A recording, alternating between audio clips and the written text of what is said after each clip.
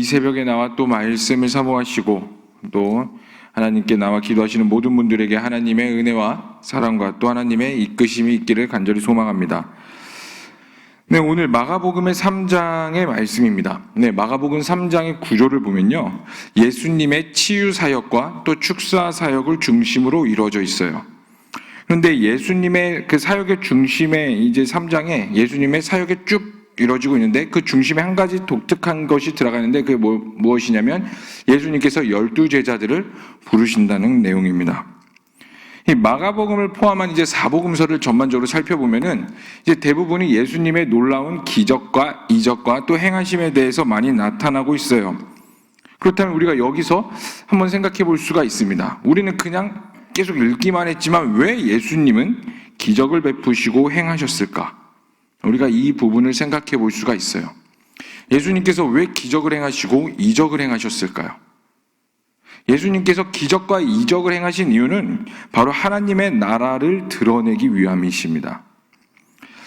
이 당시 유대 사람들은요, 이 당시에 이제 예수님이 사역하셨던 유대 사회는 로마의 속국 아래에 있었습니다. 근데 유대인들은 잘 아시다시피 선민 사상으로서 이제 하나님께 선택받은 사람들이라는 자부심을 가지고 살았는데 그 이스라엘이 멸망해서 로마의 속국 아래에 있었다는 것.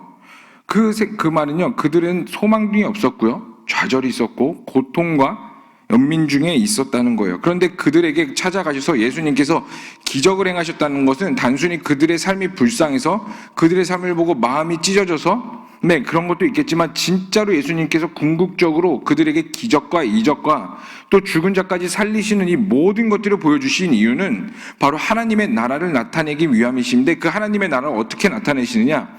고통 중에 있으면 그 고통을 해결하심으로써, 소망이 없으면 비전을 보여주심으로써 절망과 낭만과 모든 것에서 자유케 하고 저 천국을 바라보게 하시는 거예요. 봐라, 너희가 바라볼 천국은 좌절도 없고 낭망도 없고 지금은 너희가 비록 비천하고 남루하고 힘들지만 저 천국은 그런 곳이 아니란다. 눈물도 없으며 기뻐하며 자유함만이 있는 곳이 저 천국이라는 천국 소망을 품게 하시기 위함이시라는 거예요. 그러면서 그 기적과 이적들을 행하시면서 직접 천국이란 것을 느끼게 하고 또 그런 것들을 보여줌으로써 주 예수를 외에는 저 천국을 갈 수밖에 없다는 그 복음을 실제적으로 표현하시고 나타내시기 위해 기적과 이적을 행하심을 볼 수가 있겠습니다. 그러므로 예수님의 모든 사역은 결국 하나님 나라와 천국에 있다는 것을 우리는 이 말씀을 통해서 알 수가 있게 돼요. 그런데 이 3장의 내용도 마찬가지예요. 3장의 내용도 많은 이적과 기사가 나와 있고 또 이제 축사 사역까지 나와 있습니다. 귀신이 내쫓아지는 사역까지 다 나와 있어요. 여전히 이 3장에 나오는 이것도 다 하나님의 나라에 대한 초점을 맞추고 있다는 것을 볼 수가 있는데 특히 오늘 3장은 예수님께서 안식일에 손 마른 자를 고치시는 내용으로 시작을 하고 있습니다.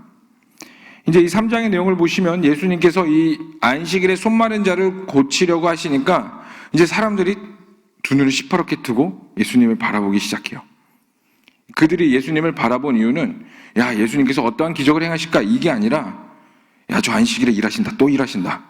야, 지켜본다. 내가 오늘은 내가 기필코 가서 막으리라. 뭐라 하리라. 이런 방해하기 위한 두 눈을 시퍼렇게 뜨고 대기하고 있었던 거예요. 근데 예수님은 안식일에 손 마른 자를 고치시려고 하십니다. 그 아니나 다를까 사람들이 몰려들어서 예수님을 공격하기 시작하십니다. 근데 그들에게 예수님께서 이렇게 말씀하시죠. 우리 4절의 말씀입니다. 우리 3장 4절의 말씀 한 목소리로 읽도록 하겠습니다. 시작. 그들에게 안식일에 선을 행하는 것과 악을 행하는 것, 생명을 구하는 것과 죽이는 것 어느 것이 옳으냐 하시니 그들이 잠잠하거늘.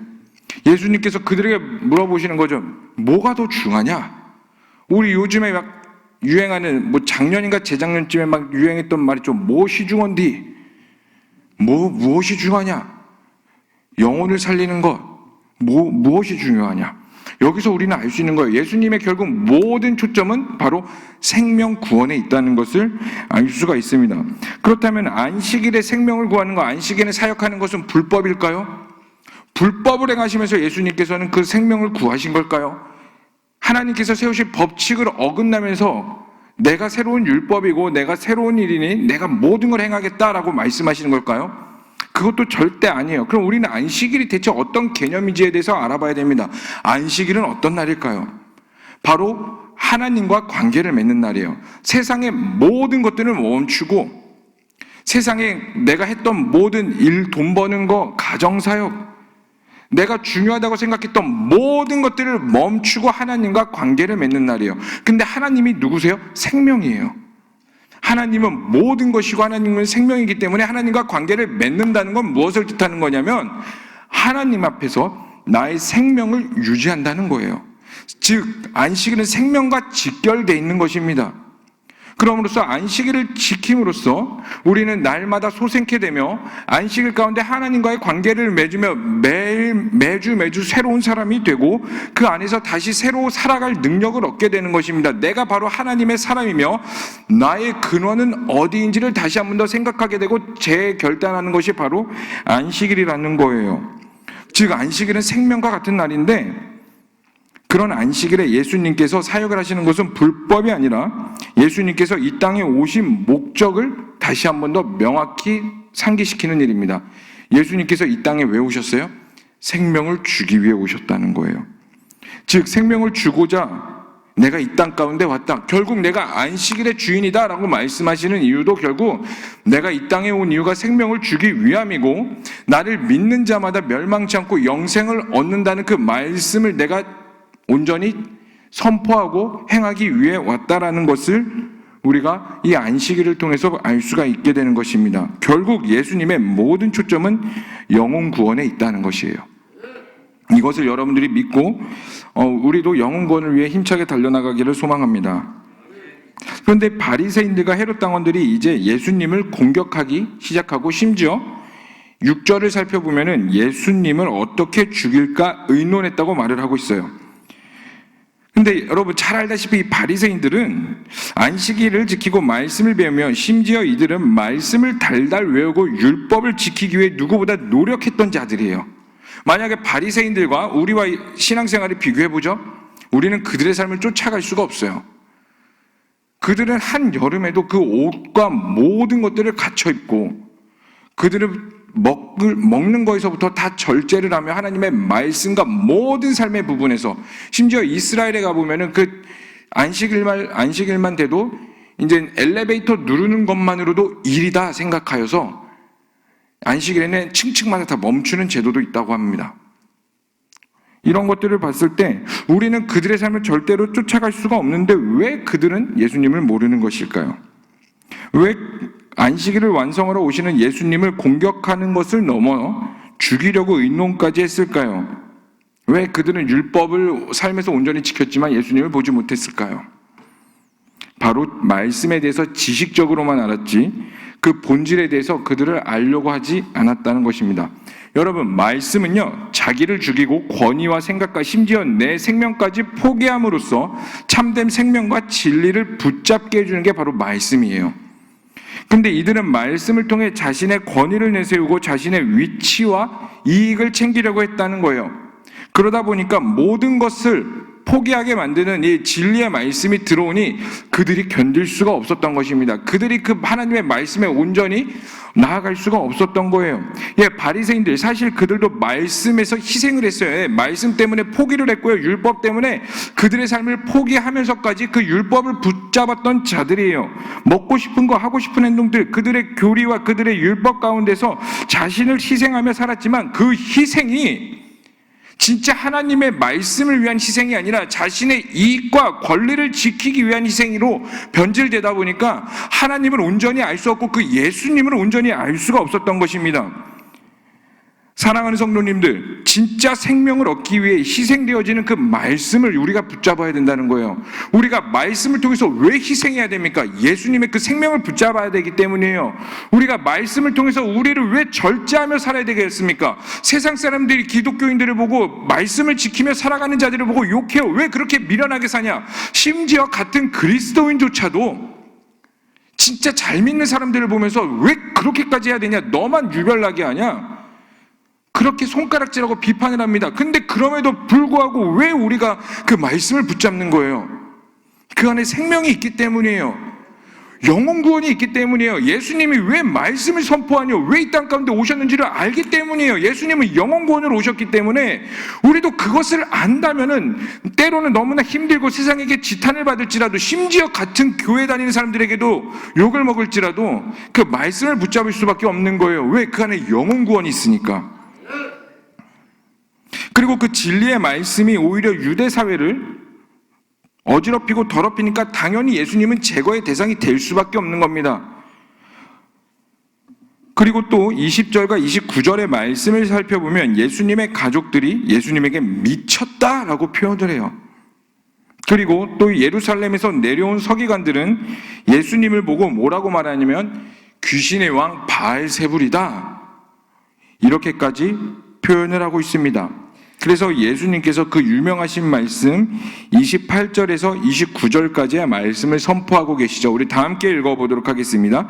시작. 내가 진실로 너희에게 이르노니 사람의 모든 죄와 모든 모독하는 일을 사하심을 얻되 누구든지 성령을 모독하는 자는 영원히 사하심을 얻지 못하고 영원한 죄가 되느니라 하시니, 수많은 오해와 수많은 모독 가운데서도 예수님은 고난받는 종의 길을 걸어가심을 우리가 이 3장의 말씀을 통해서 알 수가 있습니다. 예수님을 따라간다는 것은 우리도 고난받는 종의 길을 따라간다는 것을 뜻해요. 네, 예수님을 따라가다 보면 당연히 고난이 있습니다. 때로는 싸울 수도 있어야 하면서요, 때로는 깊은 인내와 참음이 있어야 한다는 것을 말해요. 왜요? 예수님이 그렇게 걸어가셨고 그렇게 살아오셨기 때문입니다.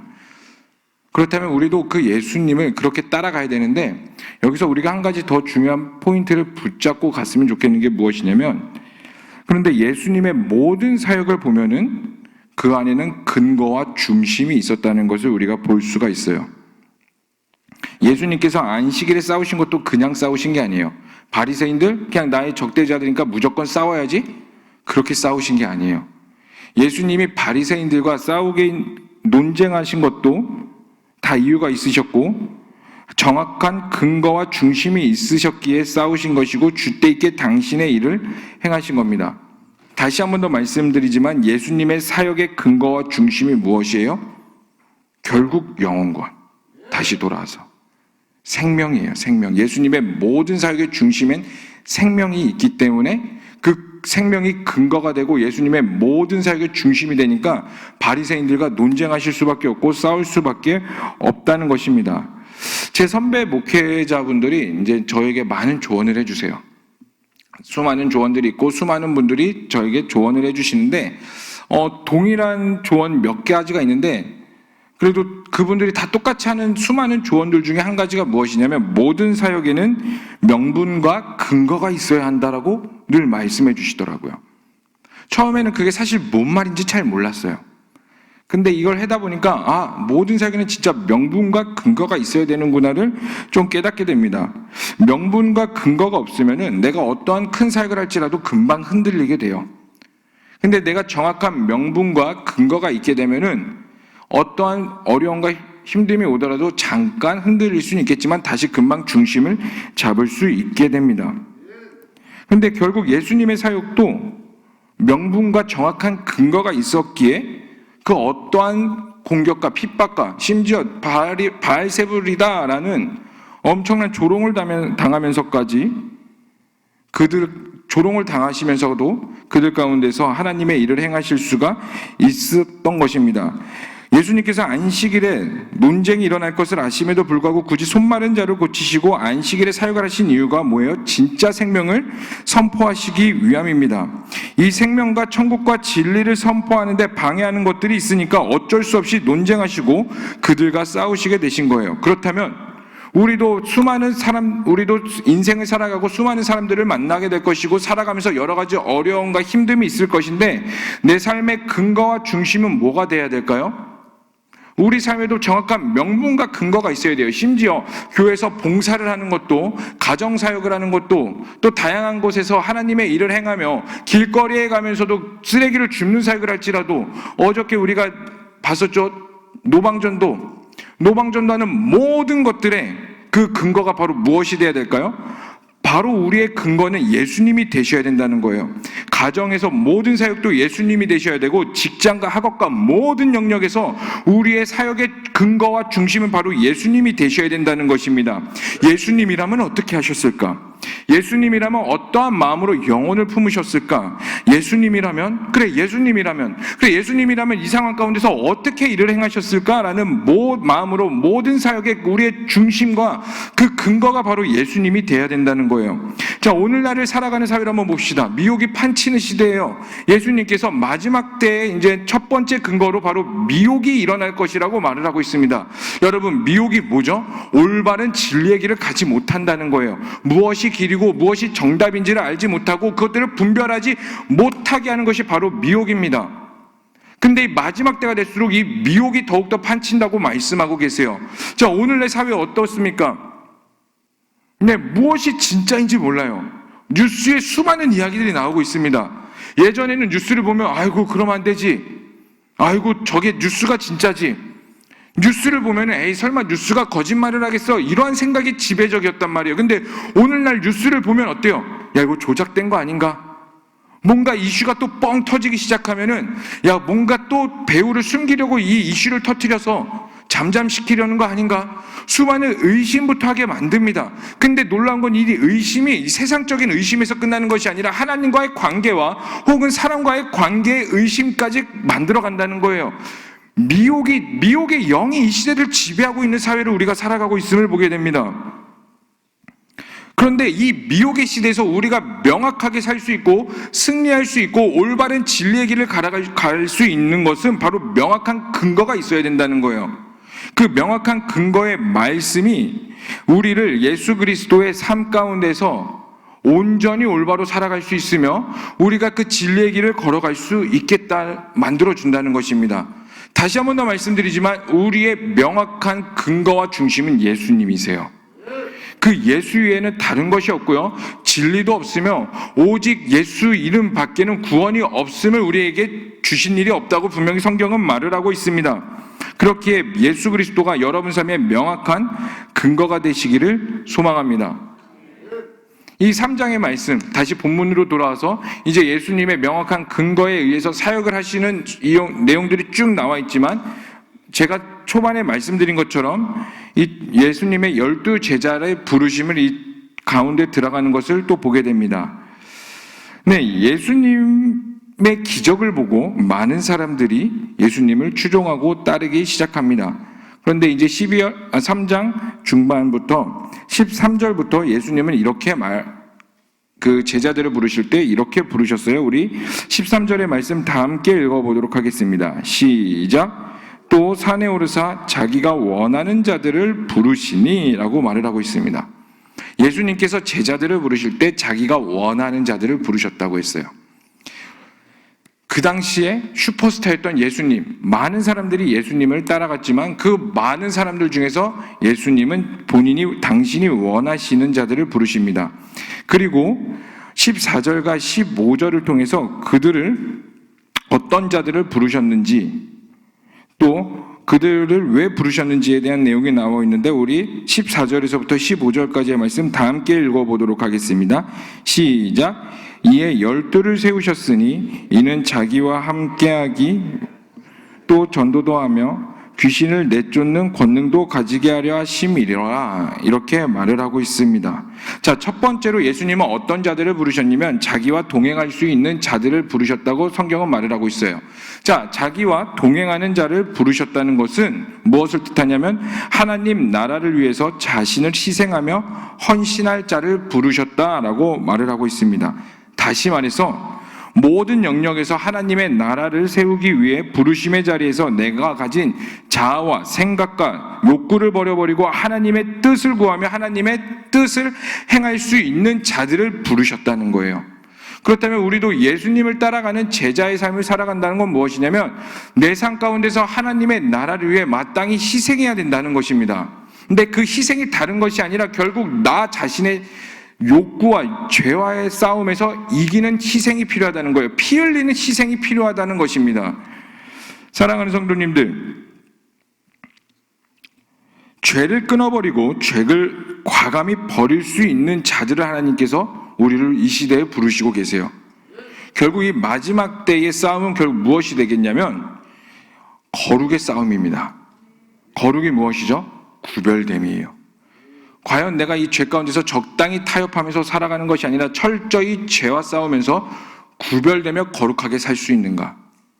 이 거룩의 싸움에서 우리는 진짜 믿음이 가진 자인지 아니면은 내가 말로만 예수님을 따라갔던 자였든지 내가 성공하기 위해 예수님을 이용했던 자인지가 명확하게 구별이 돼요.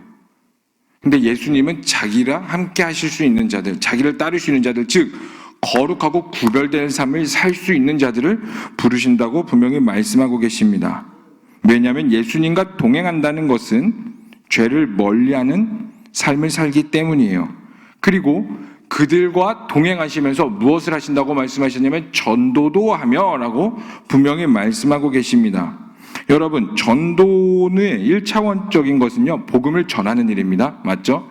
전도람으로써 그들에게 복음을 전하고 예수 그리스도의 이름을 선포하는 것이 바로 전도의 역할입니다. 그런데 그 전도를 하다 보면 그 안에 그 내면적인 영적인 일들이 일어나는 것들을 볼 수가 있는데 그게 정말 대표적인 측면이 뭐냐면 따라해볼까요? 영적 전쟁. 전도를 하다 보면 영적 전쟁이 일어나요. 그리고 그 영적 전쟁을 하다 보니 자연스럽게 어떤 일들이 일어나면 전도도 하며 귀신을 내쫓는 권능도 가지게 되는 것입니다. 여러분, 전도를 한다는 것은요, 그 사람 안에 있는 악한 것과 그 생각과 자아와 모든 것들을 비집고 들어가서 그곳에 예수 그리스도의 이름을 심는 것을 말해요. 근데 세상 사람들이 모두가 사실 예수님의 복음을 듣고 싶어 하지 않아요. 네, 완전히 예수 그리스도의 복음을 못 듣도록 사탄이 꽁꽁 붙잡고 있습니다. 근데 전도는 그것들을 비집고 뚫어 들어가야 돼요. 즉 영적 전쟁이 가장 활발히 일어나는 것이 바로 1:1 전도라는 거예요. 그런데 그렇기 때문에 1:1 전도를 하다 보니 내 안에 영적인 능력이 각성하게 되고 그 흔히 말하는 깡이 생기기 시작해요.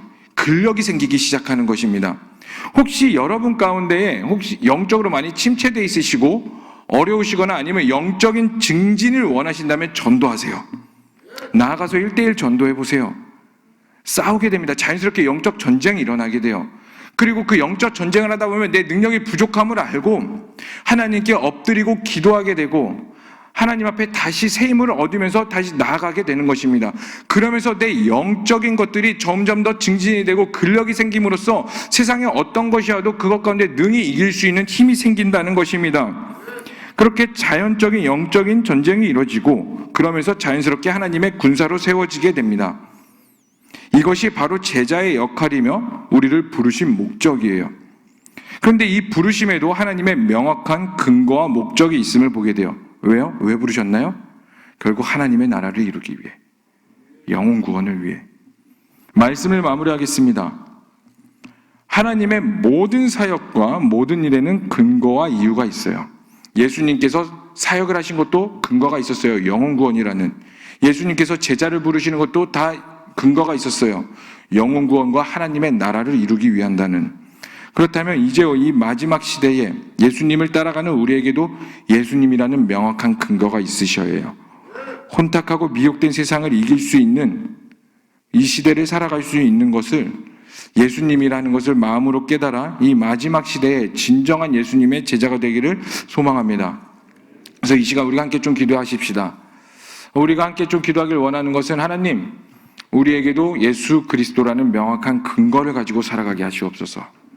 시대가 아무리 혼탁하고 어려울지라도 내 안에 그 생명 대신 예수님을 붙잡고 살아갈 때에 하나님, 내 안에 그 근거로 인하여 세상을 이길 수 있는 힘이 되게 하시고 그 예수님으로 인하여서 가정에서든지 모든 영역에서든지 하나님의 나라를 이루며 살아가게 하여 주시옵소서라고 이 시간 우리 다 함께 주여 한번 부르시고 기도하며 나아가도록 하겠습니다. 주여. 하나님, 이 시간 우리가 주님께 다시 한번 기도하며 나아갑니다. 하나님, 모든 삶에 우리가 예수 그리스도의 명확한 근거가 있게 하여 주시옵소서. 예수님께서 안식일에도 일하셨고 12제자를 부르시고 또 핍박과 또 바알세불이라는 또 불명예를 받으셨을지라도, 또 친족들에게 미쳤다라는 그런 소리를 들었을 때라도 끝까지 하나님의 길을 걸어갈 수 있었던 건 생명구원이라는, 영혼구원이라는 명확한 근거가 있으심으로 하나님의 일을 행하셨음을 우리가 믿게 됩니다. 하나님, 이제 우리가 예수님을 따라가는 자들로서 온전히 예수님이라는 명확한 근거와 중심을 가지고 살아가게 하시고 하나님의 나라와 하나님의 영광을 위해 살아가는 우리가 되게 하여 주시고 공동체가 되게 하여 주시옵소서. 온전히 주의 길을 따라가게 하여 주시옵고 그 예수님으로 인하여 승리하게 하시고 그 명확한 모든 것의 중심이 오직 내 삶에 예수 그리스도만 드러나게 하여 주시옵소서. 하나님, 우리가 온전히 이 시대를 제대로 살기를 소망합니다. 이 미혹된 시대에 악함이 더욱더 드러나고 있는 이 시대 가운데 분별이 사라지고 있고 거룩이 사라지고 있고 진리 전쟁과 거룩의 전쟁을 하는 이 시대 가운데 온전히 예수님을 가지고 살아가기를 소망하오니 능력 주시옵고 성령으로 기름 부어 주시옵소서. 성령의 충만함이 있게 하여 주시옵소서. 하늘의 문을 여시고 성령의 역사하심과 성령의 통치하심을 따라가는, 성령이 살아계신 하나님을 경험하는 우리 교회가 되게 하여 주시고 한국교회가 되게 하시고 이 마지막 시대에 성령의 인도하심과 부흥을 경험하는 것들을 우리가 보게 하여 주시옵소서. 그리고 그 모든 근거가 오직 예수님이 되게 하여 주시옵소서. 주님의 이름만을 찬양합니다. 주님만을 예배합니다. 하나님, 기름 부으시고 통치하여 주시옵소서. 살아계시고 역사하신 하나님의 이름을 예배하며 나아갑니다. 하나님, 결국 모든 것의 중심은 명확한 근거를 가지고 예수님께서 사역하셨던 것을 보게 됩니다. 그리고 그 사역의 근거가 바로 영혼구원이며 생명임을 우리가 다시 한 번 더 깨닫게 됩니다. 하나님, 이제 그 생명이신 예수 그리스도가 우리의 모든 삶의 명확한 근거와 중심이 되게 하여 주시옵소서. 가정에서 무엇을 하든 하나님의 나라를 만들어갈 때에도, 모든 영역과 직장과 모든 부분에서 하나님의 나라를 만들어갈 때에도 그 갈망 가운데서도 근거가 예수님이 되게 하여 주시고 오직 주님을 위해 살아가는 우리가 되게 하여 주시옵소서. 성령으로 붙잡아 주시고 기름 부어 주시고 성령의 통치하심과 이끄심 가운데 우리가 더욱더 살아갈 수 있도록 하나님께서 함께 하여 주시옵소서. 이 시간 더욱더 울부짖습니다. 기도하는 모든 자들에게 하나님의 뜻을 이루어 주시옵소서. 감사하며 예수님의 이름으로 기도하며 나아갑니다. 아멘. 주여, 주여, 주여.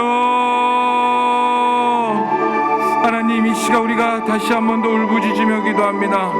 하나님, 모든 사역의 중심에 예수 그리스도가 있게 하여 주시옵소서. 모든 삶의 중심에 오직 예수님만 있게 하여 주시옵소서.